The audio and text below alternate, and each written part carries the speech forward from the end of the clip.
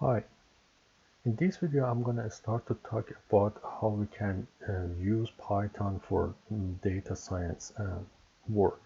First, I want to start to show you how to set up the Python for this work. The very first thing that we are going to do is that um, we have two options to set up the Python. One of them is to use the Python itself, or the other one is to use one of the Python distribution packages. First, in this video, I'm gonna tell you how to do it with the Python itself, and then in another video, I will tell you how to use the Python distribution packages. So first, if we go there in the python.org, we can go there and go into the download and download the Python, and then we can download the latest version of the Python. After we download it, wherever we install it, we can go wherever we download it, we can go there and click on that to start the installer. When you start the installer, the one thing is that these two boxes, make sure that you click on these two boxes here. So it set up the launcher and also add it to the path. And then for now, we don't need anything fancy. We just click on install now, so it installed everything that we need. So it's a start to install all the packages that usually the basic packages that comes with the Python. It doesn't take much long because it's not a very big installer, so it takes a couple of seconds, usually less than a minute, to install the Python itself, and then we can start the Python. Okay, now we see the Python is installed, the Python is self-installed, so we can close it, and then we can start it just by type Python here, and usually the Windows will find it, so you can click on that and it will run the Python in the command prompt. Usually when we want to work with the Python, we are not using it in this way. We are using the graphical interface to interact with the Python. When the Python installed, it installed a basic graphical interface that's called IDLE. If you type here IDLE, and you can click on that and it will open it for you.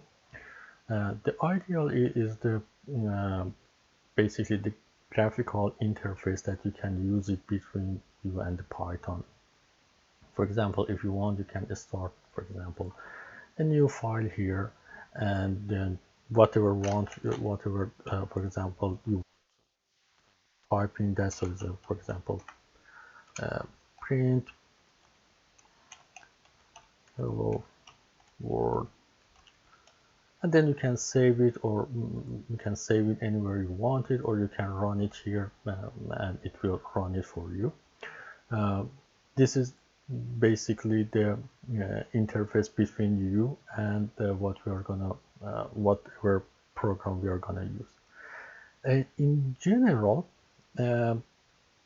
except we want to work on the very simple project, this IDLE is not a very good user interface to use a Python. So usually we use a third-party IDE to work with Python. If you go on Wikipedia has a very long list of the IDE, the integrated development environment, and you can go down and click on Python, and you see there's a long list of IDE, third-party IDE that we can install and use them.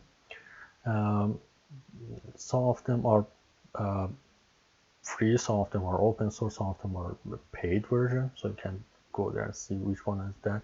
But throughout them, a couple of them are well known and popular. For numerical work, probably the most famous one is the Spider. This is the one we are gonna work with that in another videos. I will tell you how to install it and how we are gonna use it. The another one that is very popular is the Visual Studio Code. It also lets you to write the code and run the Python in there. It's much simpler than the Spider, but it's very popular as well. Another popular one is the PyCharm, and there are many others that you can go there and find one of them. But this is the one that I'm gonna use. As I said, in another videos I will talk about. When we install the Python, so this is up to here, we install the Python itself. When we install the Python, Python installs some of the standard library with it. So there's the functions or library or um, the things that installed with the Python. They are all very necessary, but usually they are not enough for what we want to do. Some of the functions are the built-in function, and whenever you start the Python, you access to those functions, and these are the list of the functions. We'll go over some of them when we need them, or when we talk about others. So for example, the print is one of them. Whenever you open the Python, the print is always there. So if I come here in the ideally and type print and word, oh,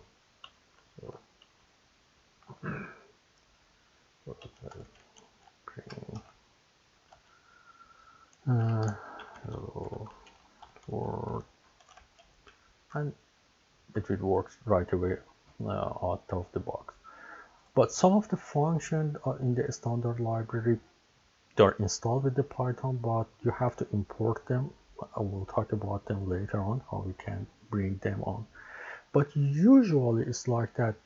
The standard library of Python is not enough for what we are gonna do.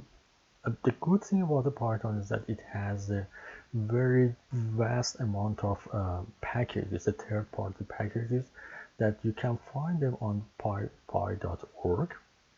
If you go there and you type whatever subject or whatever name you want, you can find them there.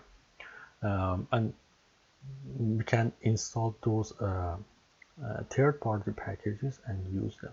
There are four third-party packages that we are using a lot in the data science. One of them is the Numpy, which basically is the array for storing is a data container. The other one is the SciPy that contains the functions you want to do the scientific work on the data. The other one is Pandas, which is basically like that, working with the spreadsheet in the Python. So if you want to work with the tables, you use Python.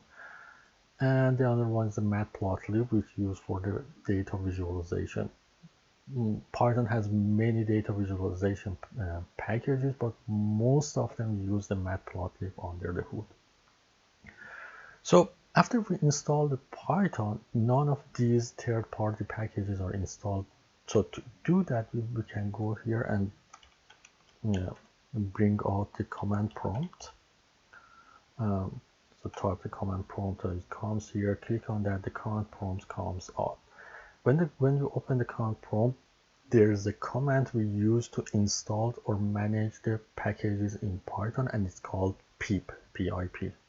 So if you type pip space then list, it lists all the packages that's installed with the Python up to this point.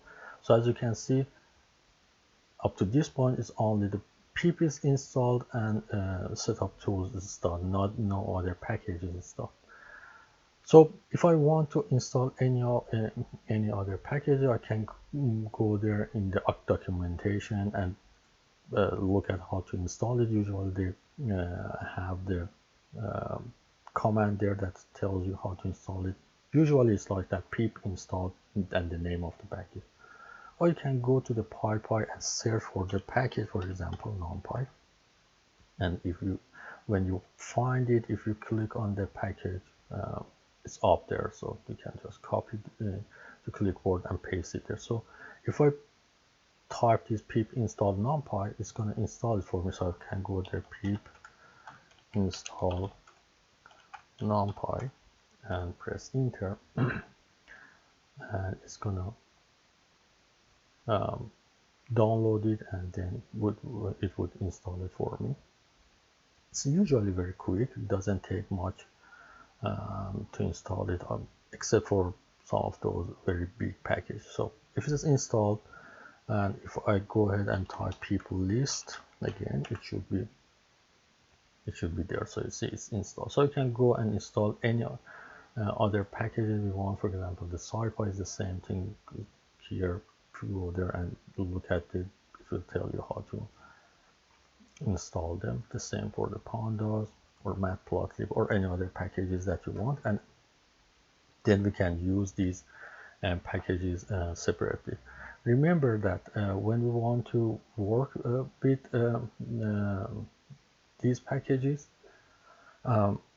there another way that's the easier way to work with them. Let's use the Python distribution, which in the next video I will talk about them. And usually it takes all these steps that I talk in this video all together at once, so you don't need to install the Python, install the IDE, install the packages and all those things. So those will be taken care of by those distribution.